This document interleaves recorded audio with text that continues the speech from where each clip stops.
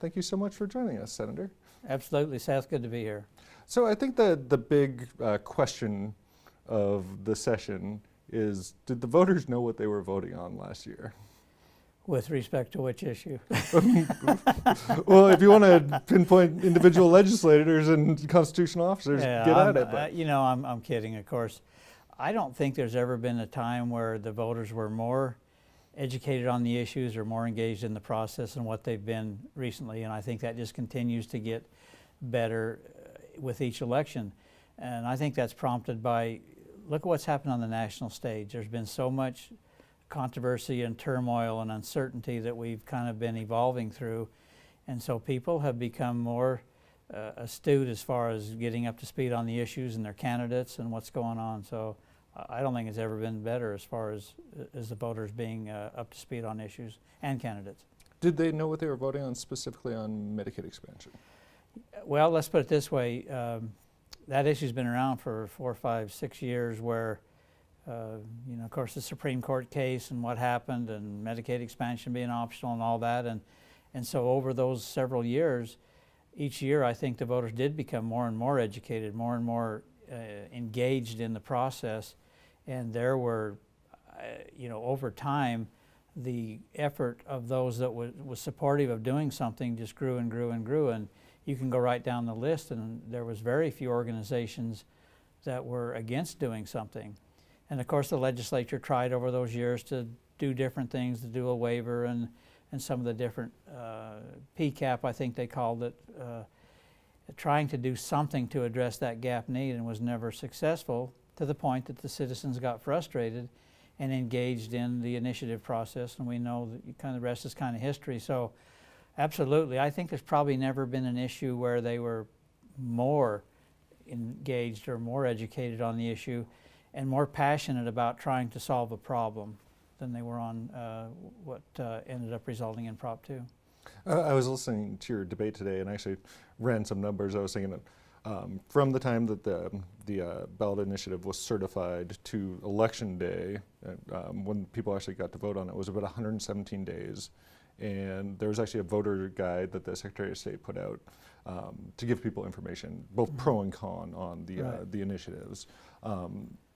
We've been going through this process fast and furious here at the Idaho Legislature. We're passing things within days. Do you think the people had a better understanding of what they were voting on than some of the legislators do?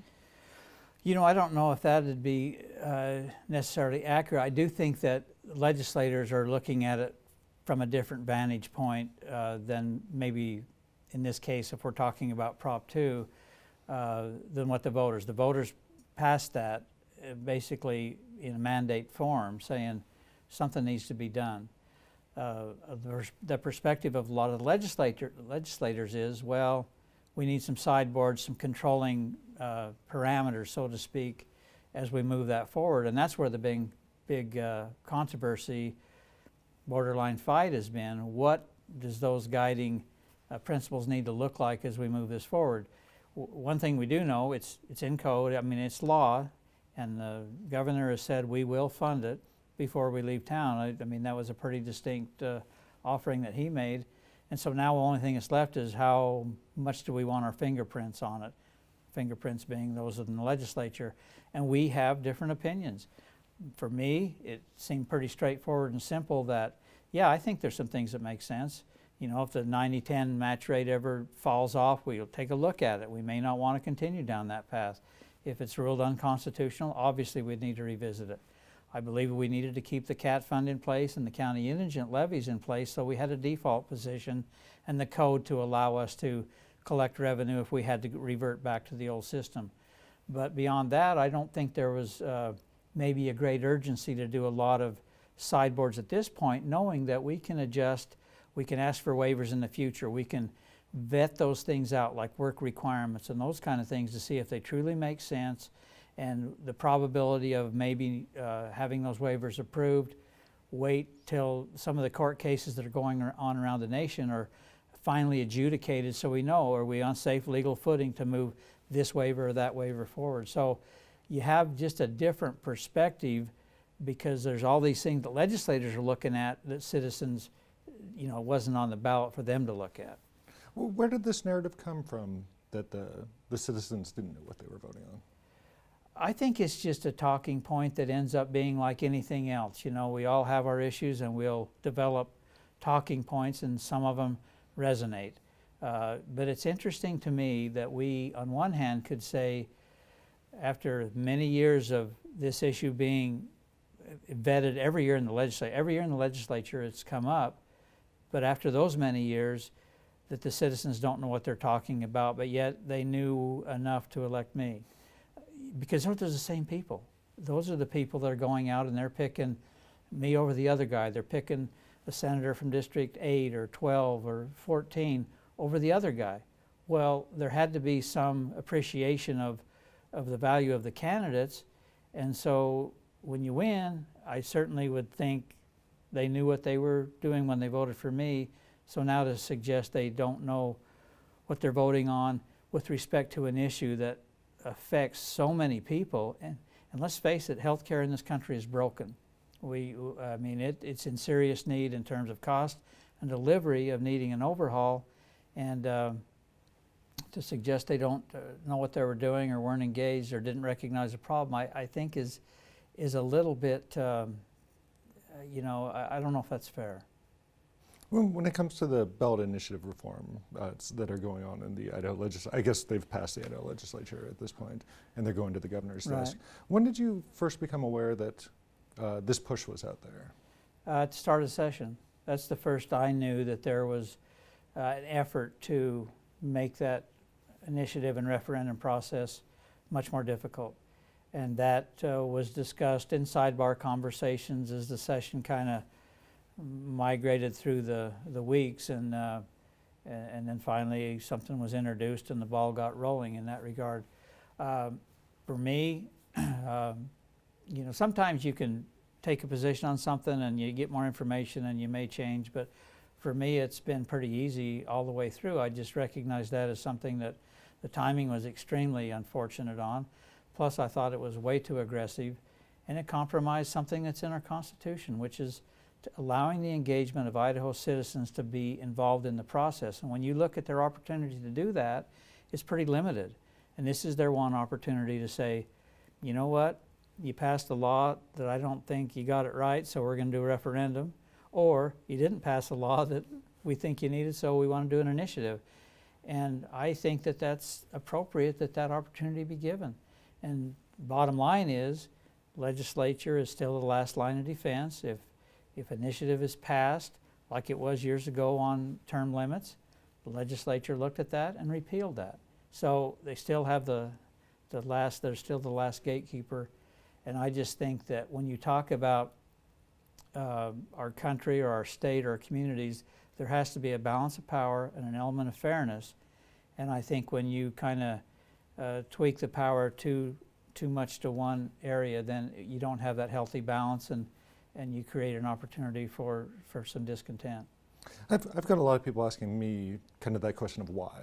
And at the risk of getting into a little bit of sausage making, how were these bills put together? Did leadership just say, here's the bill, we're going to vote on it? Was there input from the Republican caucus? Was there input from all the senators? And those ideas were kind of merged in these two bills? How did that process work?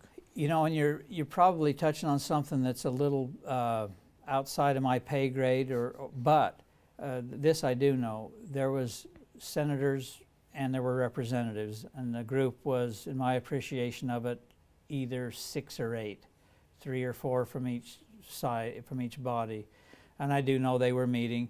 I was never engaged or asked, and so these different legislators got together and came up with some ideas, and in the early stages there were ideas that were more aggressive than 1159 that I happened to be able to kind of look at as far as like just an idea on paper type of thing.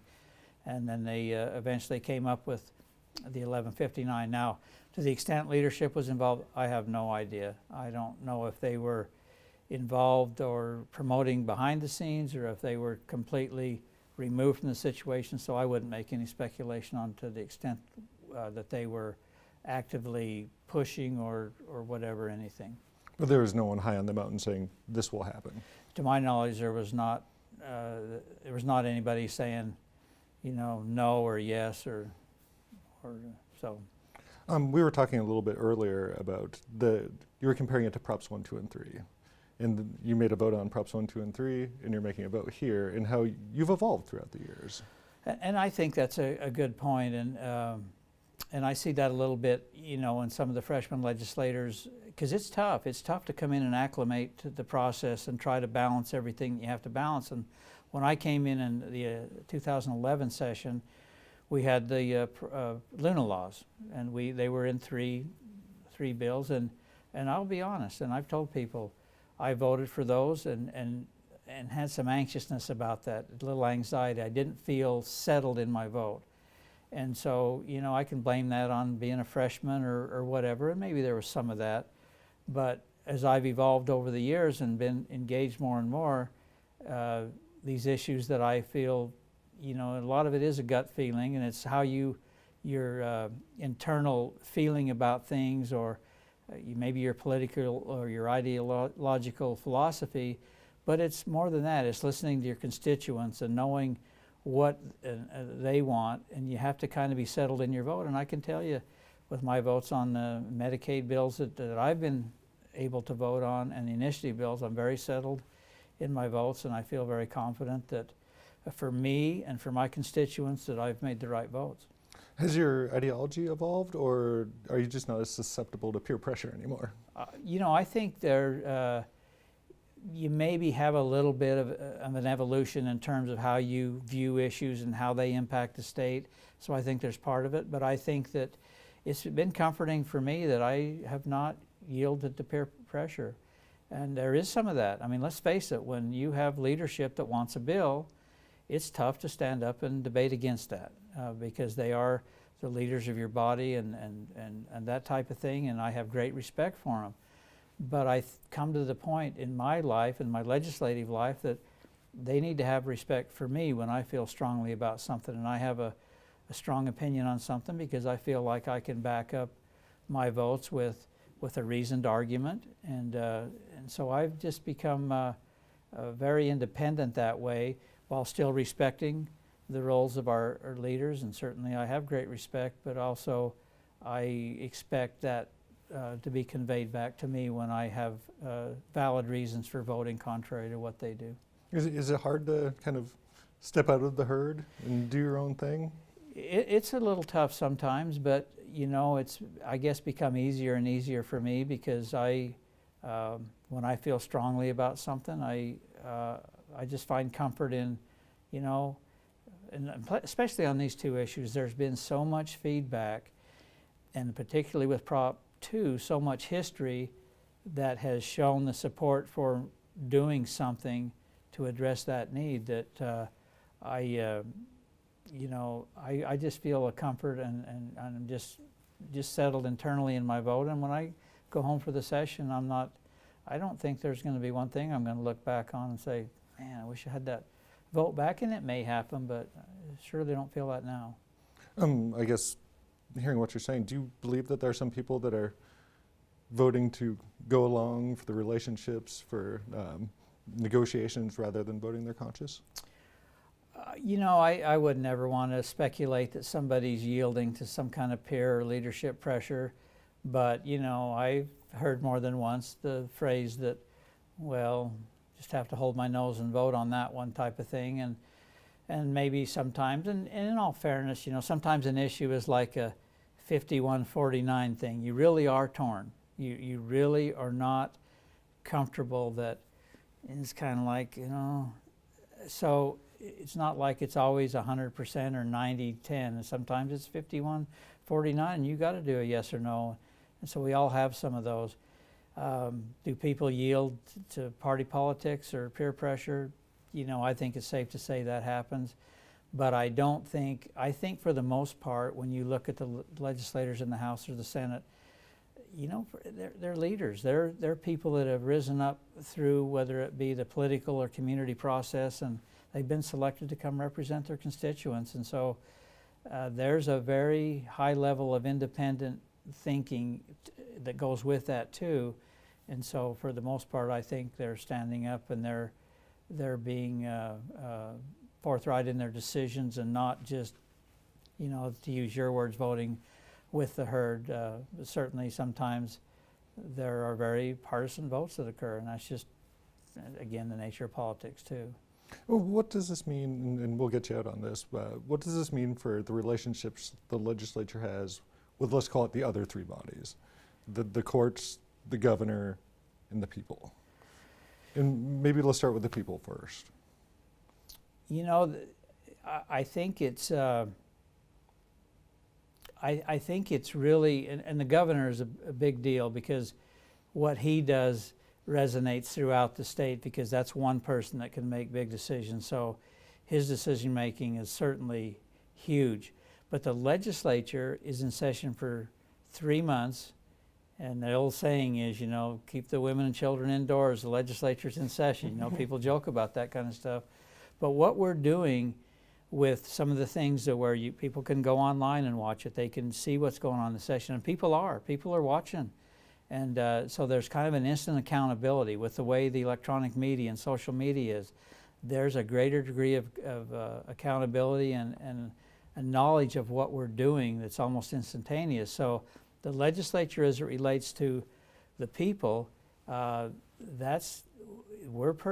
under the microscope more than ever, and so the feedback is very quick and very instantaneous, and you get a real appreciation real quick for where they feel on the issues. Now, as far as the legislature with the courts, obviously we've passed stuff that gets challenged, and we end up paying the legal tab for that. So, you know, and sometimes the courts, certainly that's honors the three branches of government, the balance of power, because if something gets passed that's out of line, then that gets checked up. And of course the governor is, and the relationship with the governor has with the legislature, same thing. And he's got a big litmus test coming with 1159 and 296, and whether or not he'll check up what the legislature did, and that's going to affect his relationship with the legislature and with the people, and if you believe that it may prompt a lawsuit, the judicial. So it's a very interesting dynamic when you look at what really is 4 major players in the process. When we walk out of here next week, are we going to have 4 happy players in this process? Can I hold you to that walking out of here next week? Because I hope we're done next week. I'd like to be done Friday, but I think that Idaho is a long ways from the turmoil and the contention that exists on the national stage, and I think that we'll leave here with respect for one another. But I do believe that if issues get to where there's a clear departure from what citizens in Idaho wanted, you will see pushback. We've seen it in the past. That's why we saw a Prop 2. And when you look at the initiative deal and how that kind of ties with that whole thing, whether or not we'll see a significant pushback from the citizens remains to be seen. But I would like to think that there will be a level of respect for the branches of government as we interact with one another. And also, I hope that our citizens will feel like they can still come to us, whether it be in the public hearing process or just talking at the local Chamber of Commerce meetings like we do when we go back home, and the different community events, that they will still feel like they can engage us and talk to us and be respected in terms of what their position is, and that we'll listen. Well, thank you so much for joining us, Senator Guthrie. Enjoyed it. I appreciate it.